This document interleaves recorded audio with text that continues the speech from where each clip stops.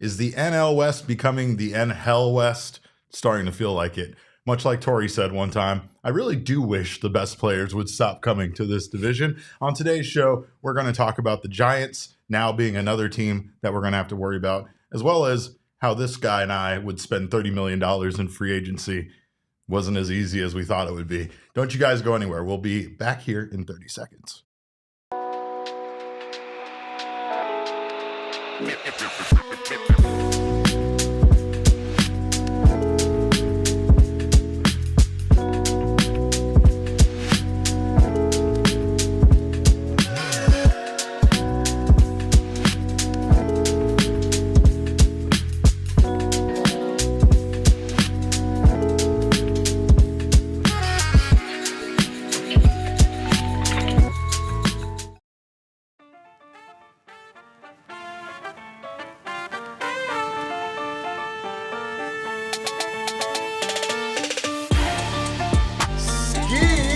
Welcome into another edition of the PHNX Dbacks podcast right here in Studio K, presented by our friends at Circle K.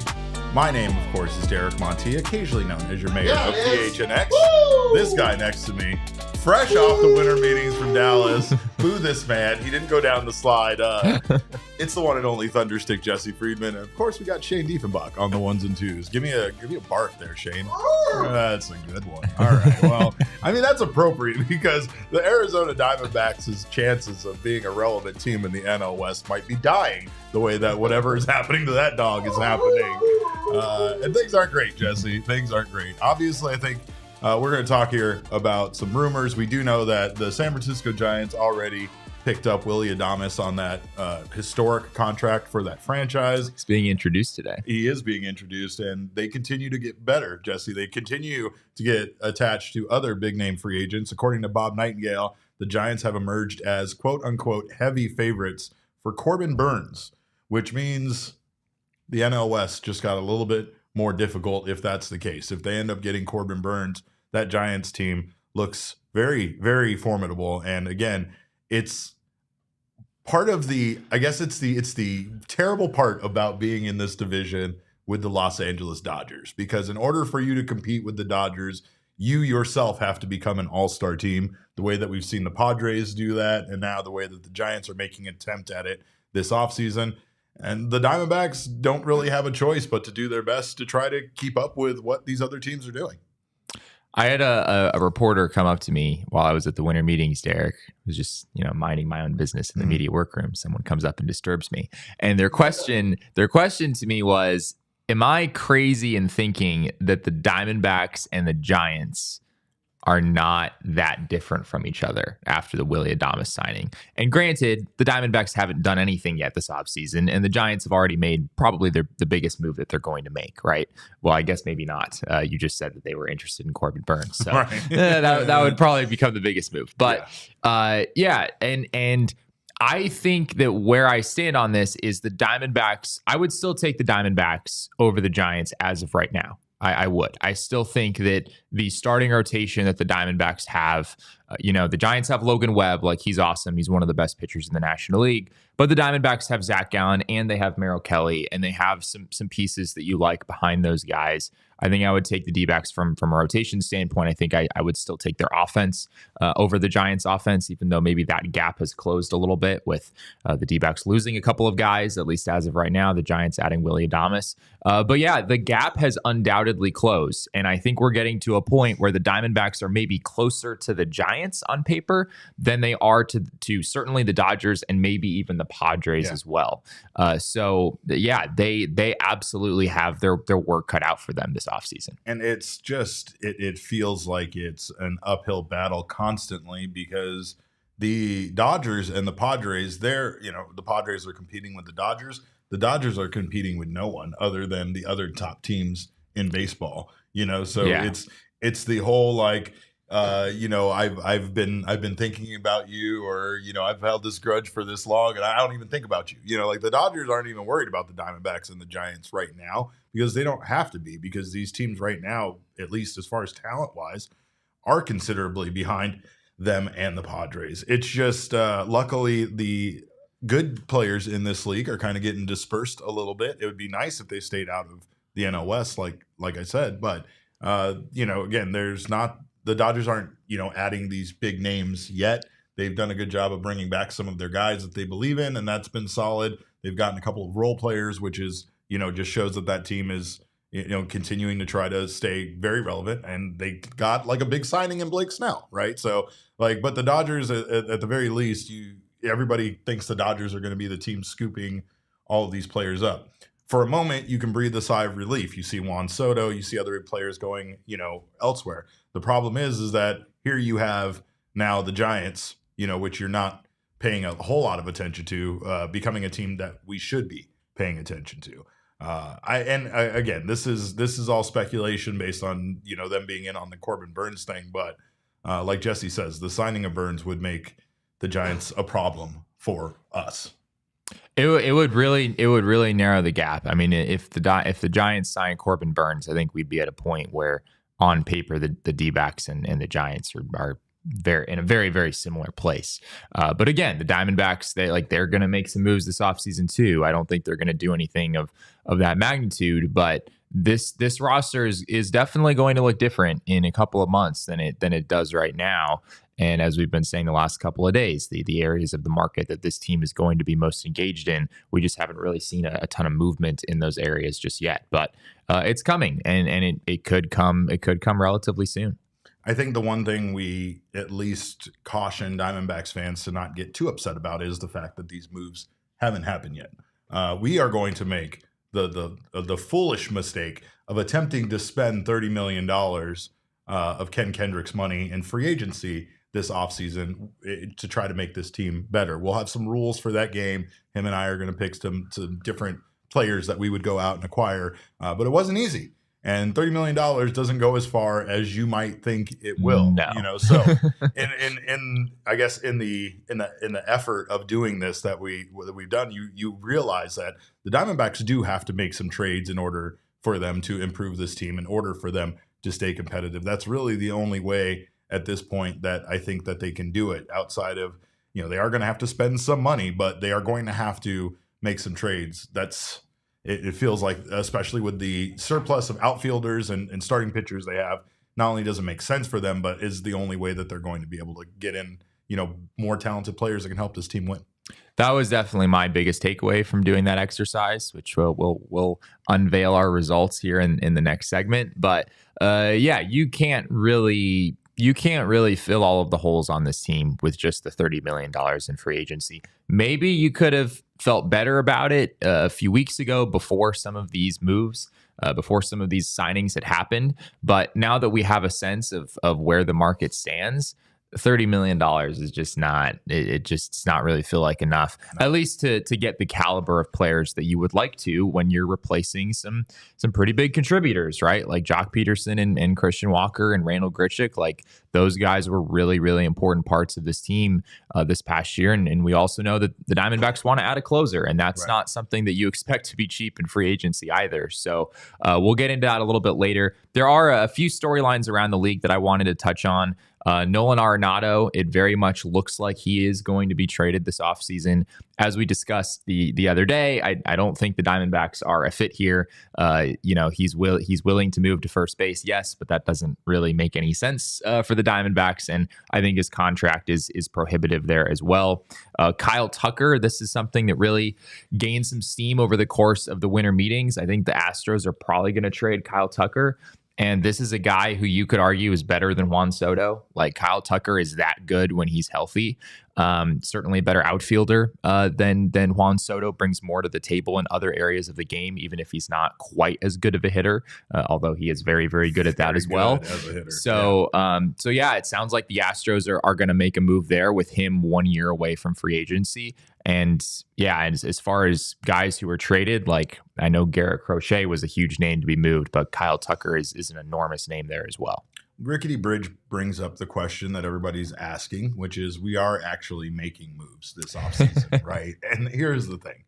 They have to. That's what it comes down to. Like, yes, Hazen has said things like Pavin might be an option at first base and some other. They can't not make moves. It's just the way that this roster is constructed. If they lose the players that we think that they are most likely going to lose due to free agency, then we are going to need to go out and make some sort of move. So I don't think that that's going to be the case at all. And I think that's what Diamondbacks fans are fearing. At the winter meetings, Mike Hazen said that the team actually doesn't have as much to do this offseason as they usually do, right? Right. So like they do feel like they are in a very good position as far as, a lot of their position players as well as their pitching. They just feel like there's some, a couple of areas they would like to get better, and then obviously first base DH that they kind of need to figure out, right? But they did do something. Jesse? They did. They did make a move. So to answer that question, it's already been done. They've already made a move. Technically, the Diamondbacks have already made a move. This is sort of old news at this point. I think this technically went down on December 3rd. You can find it on the transaction log on the minor league baseball website. Shows how important it is. Yeah, right. You have to go to the minor league transaction log. If you go to the major league transaction log, you won't find it. But yeah, the Diamondbacks signed right-handed pitcher Jeff Brigham to a minor league deal. Brigham is in the Mets system. Most recently has some major league experience. Spent 2024 in AAA in the Mets system at a 4.64 ERA there. The numbers here aren't really all that impressive, but I will say I looked at some of the underlying, some of the pitch arsenal numbers from AAA this past year. That's something we can do now in Baseball Savant. And this guy has an insane fastball. At least that's what it looks like. It averages 94, so that's not like crazy, but it has a lot of induced vertical break, and it had a 40% whiff rate, which is absolutely absurd for a four-seam fastball to have a 40% whiff rate. So, is Brigham going to be a big factor for the Diamondbacks in the majors next year? I don't know. I think he's probably more of a depth piece for them, but looking at the underlying numbers, like his expected stats against him were significantly. It looks like he got very unlucky. Looking at some of the underlying numbers, so you can at least understand why the Diamondbacks would have wanted him. They also did make a selection in the minor league phase of the Rule 5 draft. How is that impacted? Are there any rules attached to that the same way that it's attached at the major league level, where you have to stay on the major league roster for the entirety of the season? Yes, I believe so. Drake Osborne, the Diamondbacks selected him in the minor league phase. He's 26 years old, so is he like someone who's really on track to be a frontline catcher for this team down the road? I'm not so sure. At 26 years old, he hasn't played above Double-A. He had a 677 OPS between High A and Double-A this past season. So I think this is more of just a depth play for the Diamondbacks, just wanting to make sure that they have all of the catching depth they need in their minor league system. And they're just plucking guys from the Mets here, Derek. Drake Osborne coming out of the Mets system as well. All right. Well, we are going to, like I said earlier, appreciate our guy Mark Solari. He says, "Ooh, sneaking in wrestling references. It gets better than that. This is a Braun Strowman sweater. It's the Strowman Express." I stay on brand when it comes to wrestling references, but we do appreciate you guys being here so much. Of course, make sure you sign up for notifications. That way you don't miss whenever our shows go live. Subscribe to the channel if you haven't done so. And of course, leave that like. Hit that like button. We always appreciate when you do that. Of course, on the other side of this break, we are going to make a feeble attempt at spending $30 million of Ken Kendricks money in a little game we're going to play. We did set some rules. This is a very imaginary scenario, but I don't think it went well for either one of us. However, we're going to make our best attempt at it. We do thank you guys again for being here. We will be right back on the other side of this break with the PHNX Dbacks show. We are very busy during this time of the year, especially this guy traveling around to Dallas. And there is nothing that we love better than not shopping and not having to figure out what we're going to eat. We don't take a good job taking care of ourselves, but you know who does? HelloFresh. HelloFresh does a great job at taking care of us. With HelloFresh, you get farm fresh, pre-portioned ingredients and seasonal recipes delivered right to your doorstep. You don't have to go to the grocery store, and you can count on HelloFresh to make home cooking easy, fun, and affordable.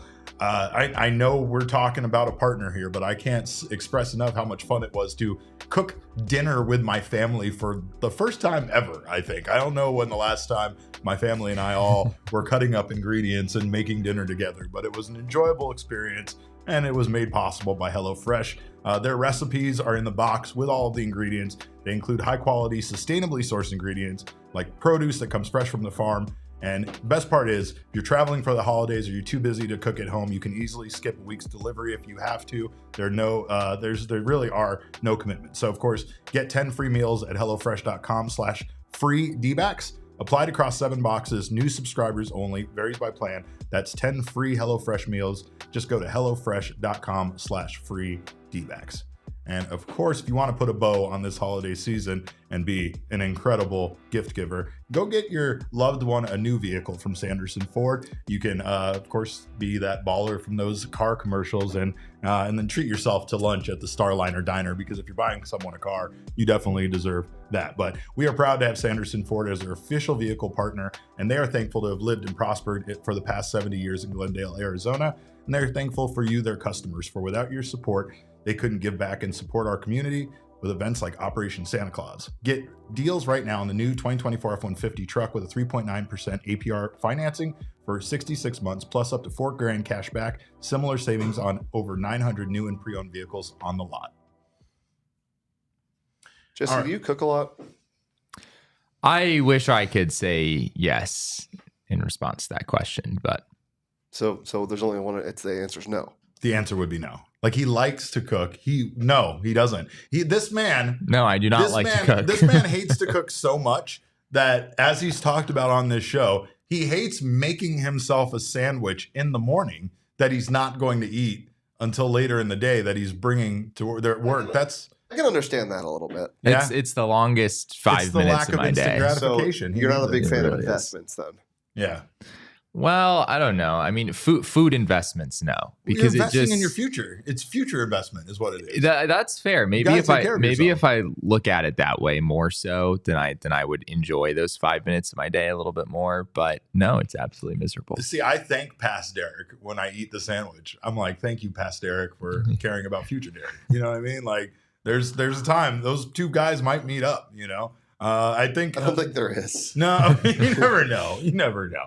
That would be crazy. There is a time I do wish I would go back to, though, and that was when I didn't have to spend my own money on Christmas gifts. You know, like when you were like 8, and they would send you with like $20 to that crappy school fair. I tried to talk to Jesse about this, but he's homeschooled and I can't. So I'll talk to Shane about it, because. Yeah, how hard was it to resist spending some of that $20 on yourself, Shane? Come on. I wanted all of it. You wanted all of it. Give me every single Guinness Book of World Records book. Yes! I loved Guinness Book of At a thrift store the other day, I found a 2002 Guinness Book of World Records book that I'm going to use as a display piece on my coffee table.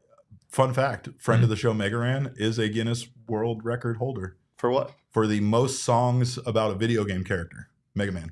That's fun. Yeah. I thought it was going to be like longest tenured friendship with Derek Montilla. Oh, that's a whole other category. But I do want to spend some of Ken Kendricks' money, much like I used to spend my parents' money on them during the holiday season. So we're going to play a game where we make a list of how we would spend $30 million on free agency this offseason. Now, we know the Diamondbacks are not going to do this. They are going to probably spend $30 million, but they could spend more. They could spend less. We don't know the amount particularly or what the budget is, but we know it's going to be in the neighborhood of $25 to $30 million.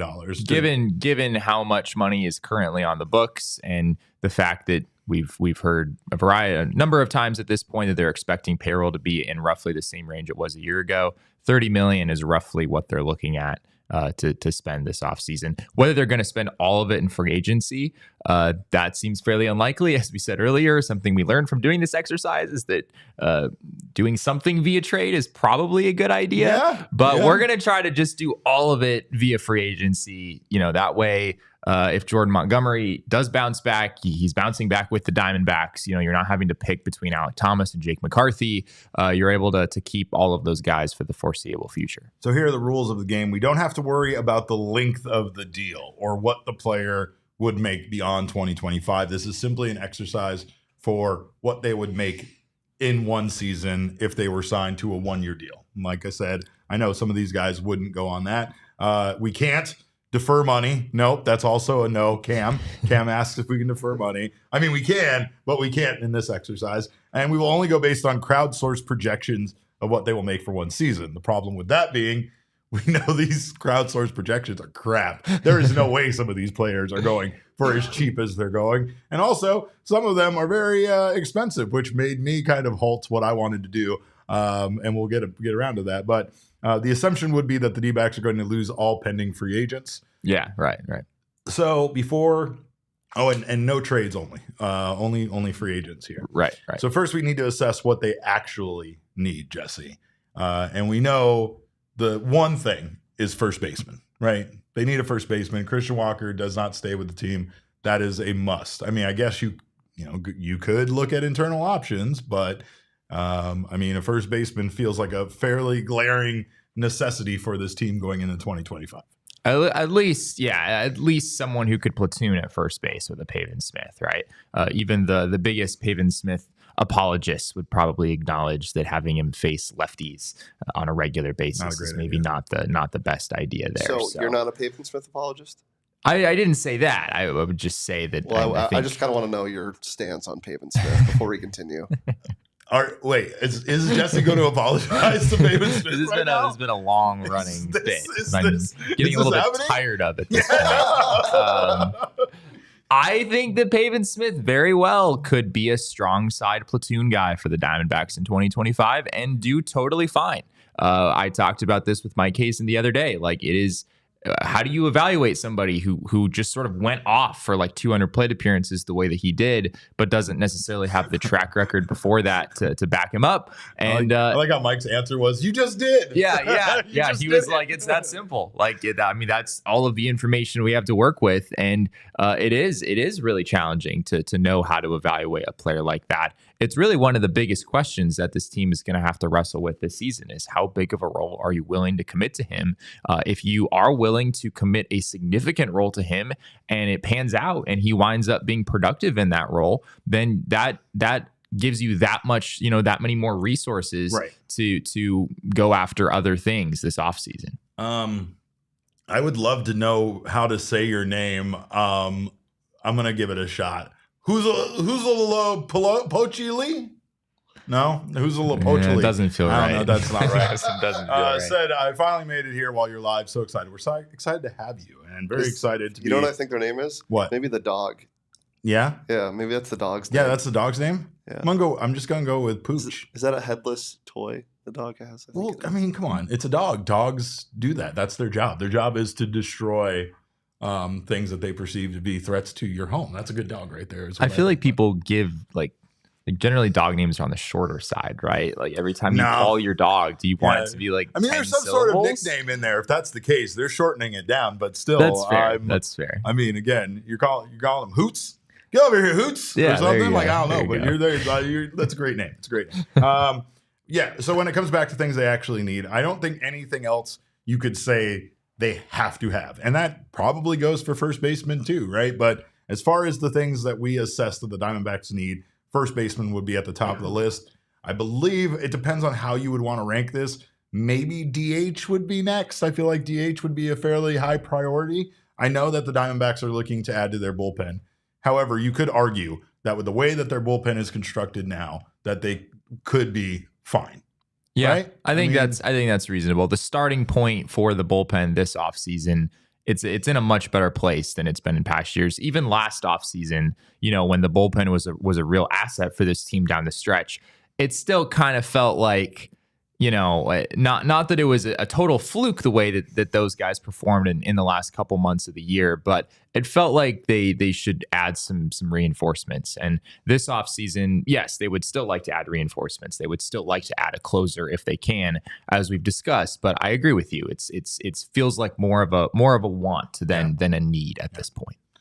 We got the loss of Jock Pederson and Randall Grichuk, obviously leaves them in a place where currently, it would be somebody else as a DH or somebody from the minor league system getting called up. But I'm sure they would like to bring in somebody that they can actually have as a DH, considering how important that was to them in 2024, how much offense they generated from that spot. But then after that, we would see the bullpen, most likely a closer being the most important priority there, and then maybe another reliever as well. And then as far as another need, backup infielder, right? Like somebody that takes that Kevin Newman role on. And like, I think that's kind of a necessity, honestly. You'd say that'd probably be higher than like a second reliever or maybe even a closer, right? Where would you rank that? Yeah, it's hard to say exactly where I would put it. I mean, based on what Mike said yesterday, it sounds like there's a chance that they try to fill this internally. I'm not sure exactly what that would look like. Sure. I mean, I guess, Blaze Alexander does have plenty of shortstop experience, right? It didn't look great for him this past year when he was there defensively, but Kevin Newman was such an enormous part of this team this past year. I can't really imagine what those 2 months without Geraldo Perdomo would have looked like without him. So I think you want someone else that you feel pretty good about at shortstop if you can get that. Well, to further the conversation that we were having here with our new friend, his name is an Aztec god, Jesse. He goes online. I think I found the pronunciation. If you can let me give it a shot. You want to give it? Go. Huitzilopauchtli. Wow. Huitzilopauchtli. That's really good. Huh? But I could see how people let's see how me Google butcher it, pronounces it, and then they just call him Hooch, and that's how he goes online by Hooch. Huitzilopauchtli. Yeah. I don't trust that lady. We'll call him Hooch. More importantly, the dog's name is Blue, and Blue is my boy. Yeah, there you go. Yeah, See, you want like dog names? These should be short, right? Yeah. Should be like 2 syllables is pushing it with the dog name. 1 week ago, we had our PHNX Christmas party, and at the Christmas party, Mrs. Montilla was in attendance, and she told one Leah Merrill that we weren't going to have any more pets in our house because we had too many as it was, and we couldn't take any more on. Fast forward to today, Jesse, I have a new cat. 1 week later, that statement about us not getting any more animals didn't last a week. That's what happens when you work in the animal care industry. That's fair. And now I have a cat that I need to name. Blue sounds like a fine name. I'm trying to go with Cat Scataboo. That's what I'm going with. Or Cam, just Cam Cataboo, right? Cam Cataboo. The problem with Cat Scataboo, as great as that is that, again, like realistically, every time you call your cat, you don't have time for that. He's going to be Scat. Okay. Or he'll be Boo Boo. Or Cat. Or Cat. See, that's exactly what I was getting at. That's is Cat. that then his first name is Cat, and it just doesn't feel right to. Nicknames. My cat's name is Offset, and most of the times I call him Mr. Boy.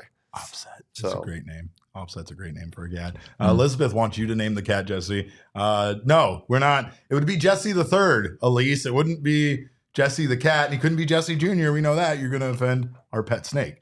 We've drugged this on too long, so we're going to make you wait, I think, a little bit more to see our actual list for this, Jesse. Before we reveal the actual list, I think we're going to make people wait. But we appreciate you being here, and we'll be right back with who we chose to spend our $30 million on the other side of this break. Don't you guys go anywhere. Well, downtown Phoenix is going to be hopping for the holidays. There's already a lot of fun things to do, but one of the most incredible things you can do is stop by Chase Field for the Rate Bowl. Get ready to huddle up at Chase Field for college football postseason action. The Rate Bowl will kick off on December 26th at 3:30 p.m. If you have family in town or you're looking for a little fun holiday vacation fun while you're maybe off from work, huddle up with the friends and come on down to Chase Field. You can join us for a football game in a Major League Baseball park, making it one of the most unique and fun atmospheres in sports. It's also the only game featuring a matchup between Big Ten and Big 12 teams, two of the toughest football conferences in the country. I'm not sure if you've heard, but our ASU Sun Devils won one of those conferences. I'll let you figure out which one. But game tickets, premium experiences, and reserved parking are all available right now. Get yours now at ratebowl.com. Also, it doesn't matter where you're going this holiday season. You got to take care of yourself. You got to hydrate. You got to stop by America's Thirst Stop at Circle K. We are here in Studio K, presented by our friends at Circle K. I'm still upset that we don't have a Polar Pop machine in this room, but if you do sign up for the Inner Circle for free by downloading the Circle K app today, you'll get your first 5 Polar Pops for absolutely free. Terms and conditions apply at participating locations. Visit CircleK.com for details. You'll also save 25 cents off per gallon on your first 5 fill-ups, and you'll save 3 cents per gallon every day after that. So course, get down on the inner circle. It's not just those savings. There's lots of savings to be had. And we know, of course, with lots of gifts to buy, especially if you're like Jesse, who has not even started his holiday shopping yet, you need to save yourself as much money. Oh, it's not even that he hasn't started yet. Yeah, I mean, actually, Jesse would probably find some great deals at Circle K, and he would do it on the way to the party or whatever that he's going to. But that's because Circle K has lots of great options to be had. But again, stop by. Get yourself that inner circle for free, save some money on gas, and save some money on snacks. It is America's thirst stop, so get yourself something to drink. We have some pretty awesome cat names in the chat that I want to read off before we go. I'm ready to go. Let's go. Riley says, Cattell Meowte. Yes. Yeah. Yes. Yes. Thunderstick. The Thunderstick. The cat Thunderstick. Oh, I like that. Yeah. Dilly. Dilly? Oh, I like Dilly. I can call him Kenny just Cataboo is just Cataboo. Easily... Yeah, I like Cataboo. Cataboo is pretty good. Just Cataboo. Yeah. Don't skip over X-Wobicon, Shane. Yeah. Somebody you were ignoring that on purpose. Cam recommended X-Wobicon, and that's my favorite so far. But isn't that breaking your rule of 3 syllables? Yeah. We can make an exception. We can make an exception for X-Wobicon. Actually, we're calling him Woby. X-Woby? You know? Or you can just call there you go. Bacon. All right. Bacon. All right. Well, it's time for us to spend some of Ken Kendricks' money. And of course, we are going to do so right now. I mean, this is not easy. Perdomo. Yeah. Oh my God, there it is. I got to call my wife. Hold on. I got to call her right now. I'm going to get her on the phone. All right. I'll do that later. I guess I got to shut it. But before I call my wife and name my cat Perdomo, we got to get on with this. Jesse, this wasn't easy, right? You start looking at those annual values of those contracts and what these guys would make last year. I will start off by admitting before we show our lists that the number one guy on my list, as Jesse can attest to, was Paul Goldschmidt. And then I got very frustrated with how much Paul Goldschmidt takes up of my $30 million budget. Right, I can't spend $14 million on one guy, Jesse. I just can't do it. Yeah. I think we probably both started with being very ambitious, and then we were very ambitious. We sort of had to downgrade a little bit from there. So. Yeah. All right. Well, let's start with Jesse's moves. Jesse, what do you got for us? All righty. So I have a total of 5 players that I am bringing in, Derek. And again, we're going off of the Fangraphs crowdsource projection. So on Fangraphs, they have decided how much money they think all these players will sign for. And so this does add to, I think it's 29 million technically. They didn't have a projection for John Birdie. I'm thinking that's about $2 million. But yeah, I'll run through these guys real quick. Carlos Santana, 1 year, $7 million is what Fangraphs has for him. We've talked about him on the show. Someone who's a switch hitter who absolutely killed left-handed pitching this last year. So if you're looking for a quality platoon option with Pavin Smith, Carlos Santana could absolutely do that. Or if Pavin Smith is not able to replicate what he did last year, Santana is also a perfectly fine option as an everyday first baseman. He is a very well-regarded defender at first base, just won a Gold Glove in the American League, and is not Christian Walker offensively, but is reasonably close. He hit 23 home runs this past season. Jesse Winker, I have in here as well as a designated hitter. He's basically the Jock Pederson, someone who can hit right-handed pitching pretty well. Someone who can survive against lefties. You'd like to avoid that if you can. He also can survive in a corner outfield spot, but you'd also like to avoid that if you can. Jeff Hoffman is my number 3 option here. Hoffman, they have at 3 years and $30 million on Fangraphs, which I think is probably very low. I think Hoffman is going to get more than $10 million per year. But we saw him pitch against the Diamondbacks in the NLCS, and he was awesome, and he is one of the best relievers in all of baseball. He had 10 saves in 2024, so he's a guy who has closing experience. It would be maybe a little bit of a new role for him, but he is one of the best relievers in the sport, as I said. Randall Grichuk, just bringing him back. He was awesome in that role this past year. So I like the idea of just bringing him back. They did not have a crowdsourced projection for Grichuk. They had him below a guy who was 1 year and $3 million, which I think again, Grichuk is going to sign for more than that. Yeah. And then, yeah, John Birdie is the last guy on my list. Someone to basically fill the Kevin Newman role, can play a variety of positions, including shortstop. Was hurt for much of 2024, but should be that you can get him on a pretty affordable deal moving forward. All right, and what was your total spent? Well, it's hard to say because neither Grichuk nor Birdie had actual projections. But if you say Grichuk is $3 million and Birdie is $2 million, then I have $1 million left over, Derek. That would be $29 million total. Use that for your Christmas shopping. Yeah, I can. Yeah, there you go. Well, I spent all of my money. Let's take a look. I didn't get 5 players. I only got 4. That's the way that this is going. Carlos Santana, absolute same. I mean, as far as if you're looking for a deal on the free agent market at first base, Carlos Santana feels like the best deal. Yes, he's 39 years old, and you're not signing him long term. This is a 1-year investment in a player that put up very, very good numbers last year. We talked about him before. He put up comparable numbers than to Seawalk, and not just offensively. He put up comparable numbers, if not even better numbers defensively. Like, Carlos Santana was very good. Is he going to be that good next year? There's no way to know. Let me tell you, as a 43-year-old man, things fall apart quickly. So once you start getting this age, you have no idea if you're going to be able to still come up and drink champagne and take off your shirt the way you used to. Next up on my list, of course, is JD Martinez. Now, this has nothing to do with how good he is as a baseball player or how he would improve the Arizona Diamondbacks. This is simply for my love affair with JD Martinez. I love JD Martinez more than I love people who I actually know in real life. And I mean, present definitely more than you love me. There's no question. For sure. That's for sure. So JD Martinez there would fill in that DH role. I think that, again, if you're talking about a guy that you're looking to primarily do that, that's what JD Martinez is going to be for you. I know you guys are going to hate the Kike Hernandez thing. He kind of fell in there as a value pick, I guess, for me there, because they had him listed at making $5 million.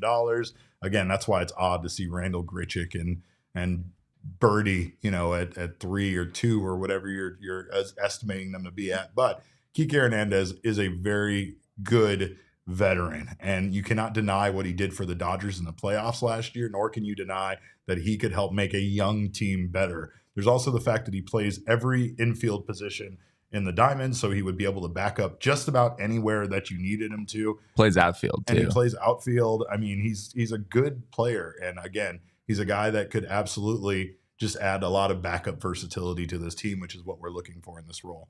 And then as far as pitchers, it was expensive. It was hard. It was hard to find somebody. I don't know if you want to consider Carlos Estevez to be a closer. We've discussed it in the past, and I do think he has closer type stuff. He has pitched in that position before.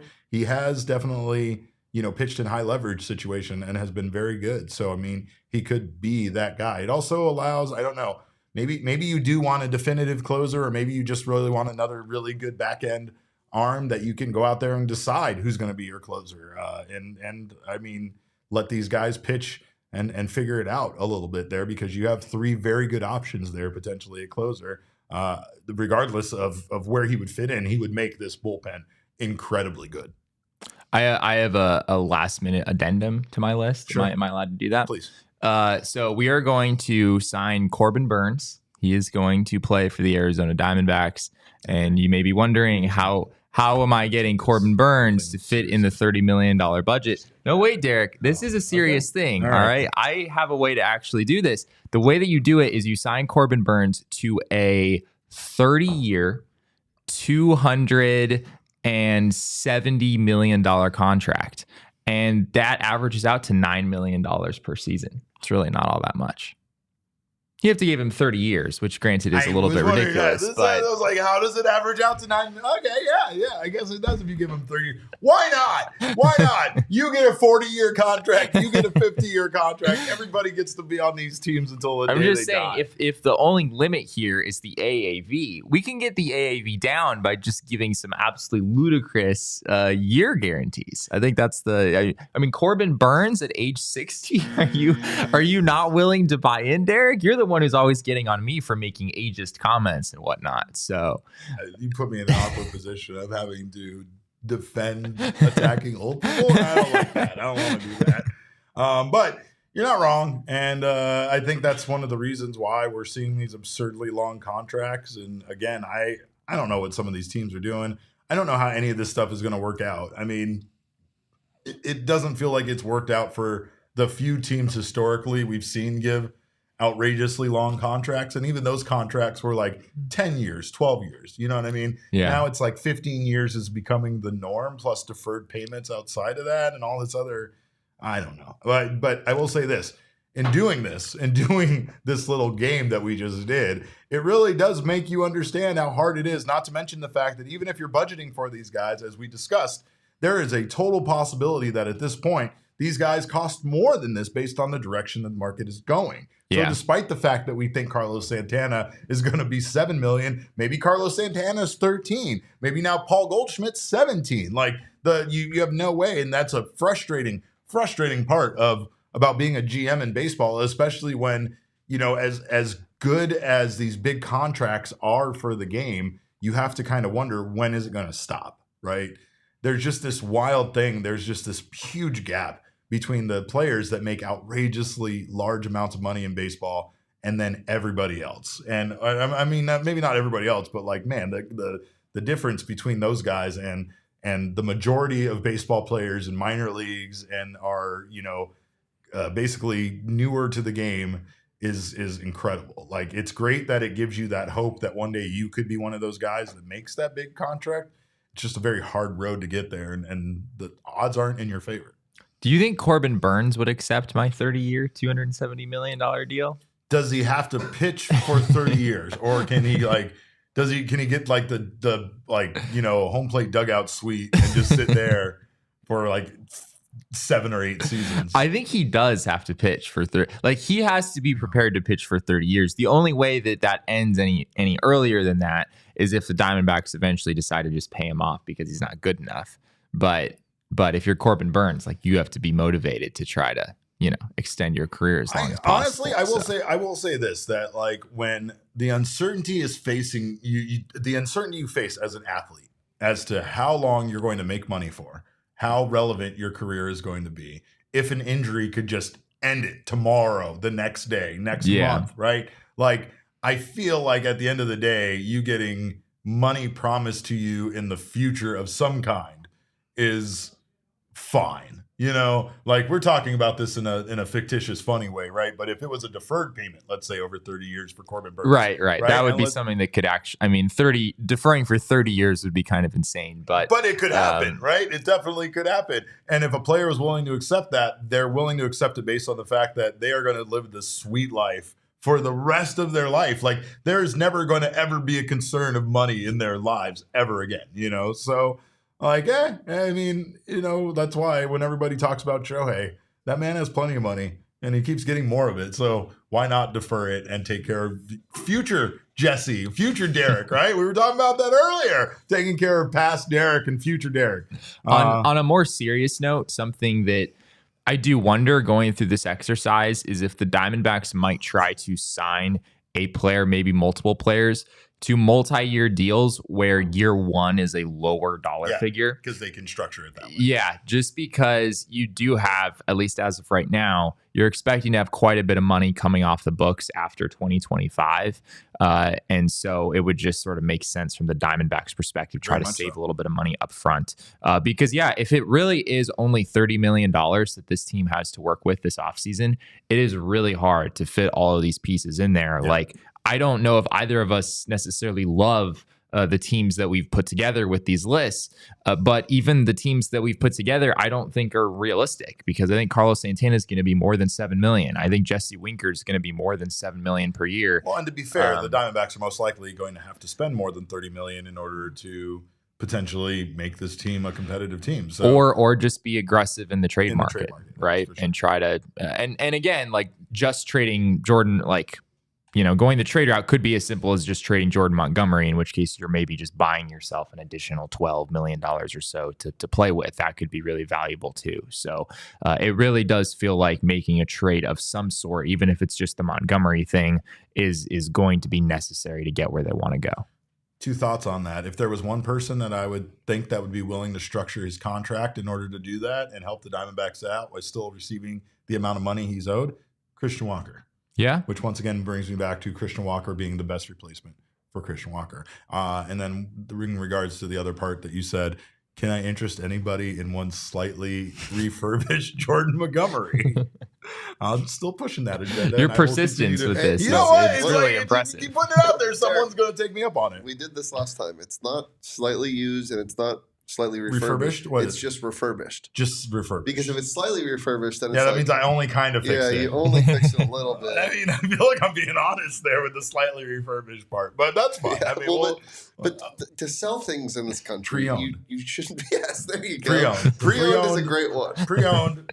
Plenty of good pre-owned players that we can offer, including one Jordan Montgomery. Yeah, is it certified pre-owned? Oh, yeah, it's definitely. Why not? PSA 9. Yeah, it's certified.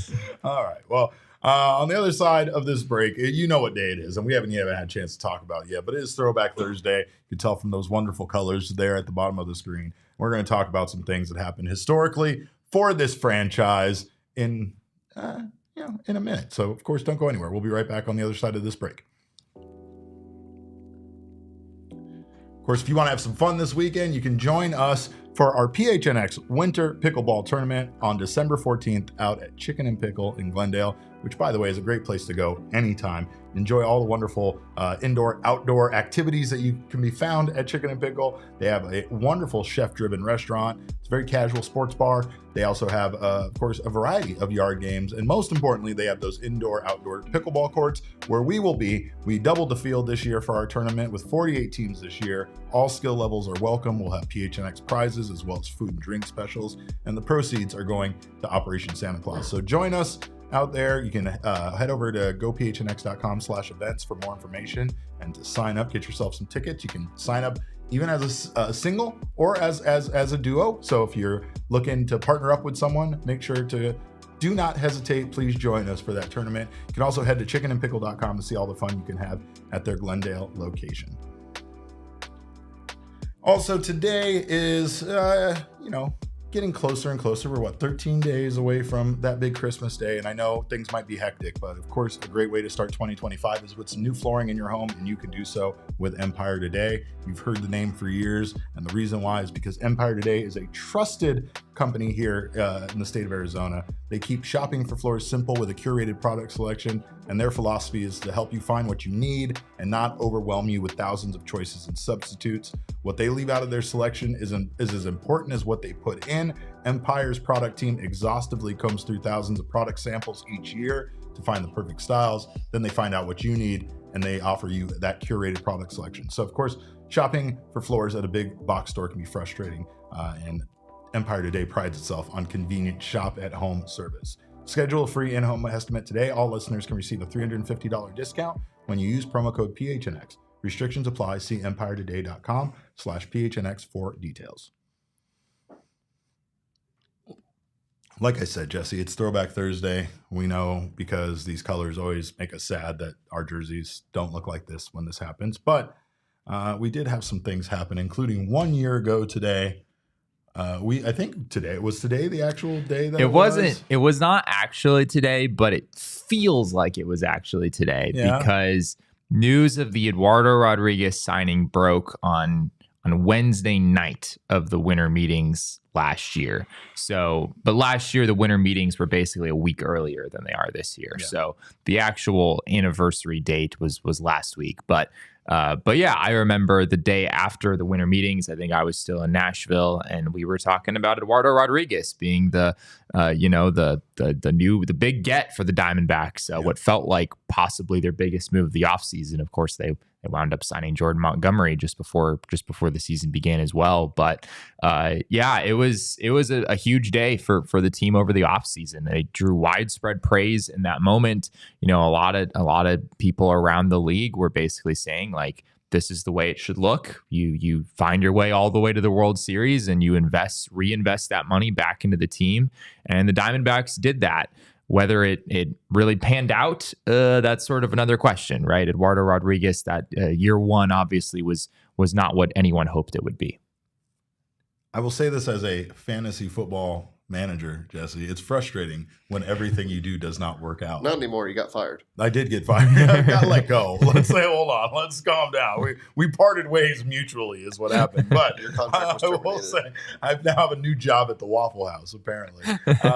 No, but yeah, there are times where you think, and again, I'm not an actual manager or GM of any kind of sports team, but it's the only way I can compare it to.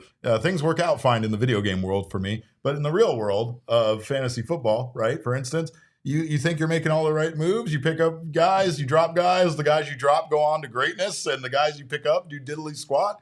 It's a frustrating thing. You do think you're making the right moves. You think that you are going out there, you're spending this money to improve this team. And then honestly, I think the most frustrating thing is after 1 year, we don't even know what we have in either of those guys. Like, it's hard to sit here and evaluate either Eduardo Rodriguez or Jordan Montgomery on the season they had last year because it was so abnormal. And not only was it abnormal for them in different ways, but it was abnormally bad for both of them as well. So I think at least Eduardo Rodriguez, there were a lot of encouraging signs when it came to him, especially when he was feeling like a ballerina, as we know, because when he's like a ballerina, he's unhittable. But, that's it. We need some more ballet classes in his future during this offseason.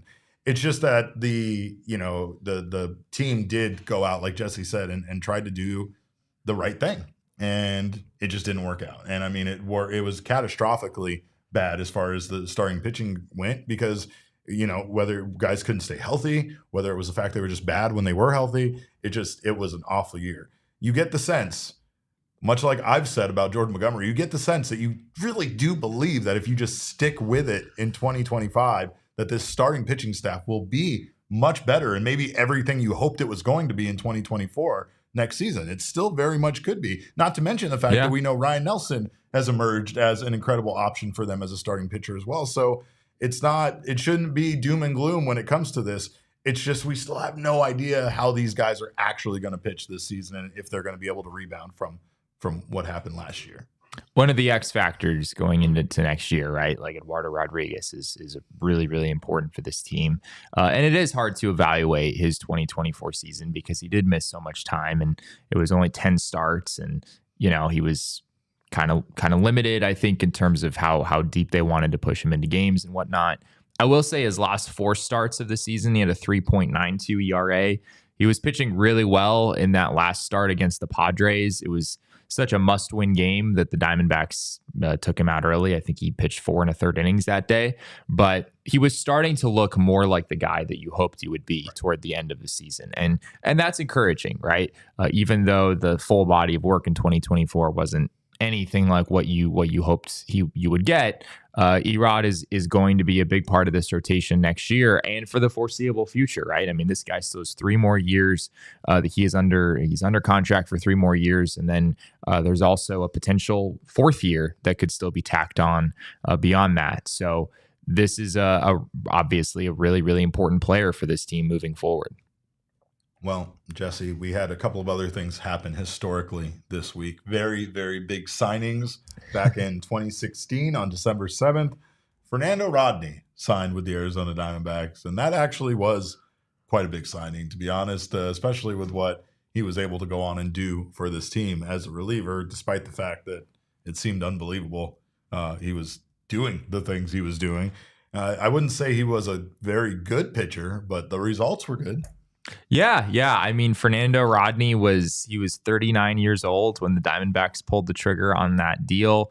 They signed him for his age 40 season, and it looked utterly disastrous, right? The first month, he had a ERA over 12, if memory serves. That's correct. And then from May 1st through the end of the season, he was one of the best closers in all of baseball, and was really important. Archie Bradley was kind of the star of the show for the bullpen in 2017, but Fernando Rodney was still really effective in the closer role. He saved 39 games for the Diamondbacks that year, and was somehow managing to get it done even at the age of 40. So I'm not sure that Dbacks fans miss the Fernando Rodney experience, but the results were I think better than like the ERA, right? You see a 4.23 ERA for a closer. That's pretty misleading for how good Rodney was for the vast majority of the season. Well, there was also a very important day on December 9th in 2011, and that was when we brought back Lyle Overbay. And I can't express enough, Jesse, how big of a fan I was of Lyle Overbay. Really? Maybe it was because he was with us as a rookie, and then he came back to the team. And like that's always a good feeling, right? Like that always brings the vibes.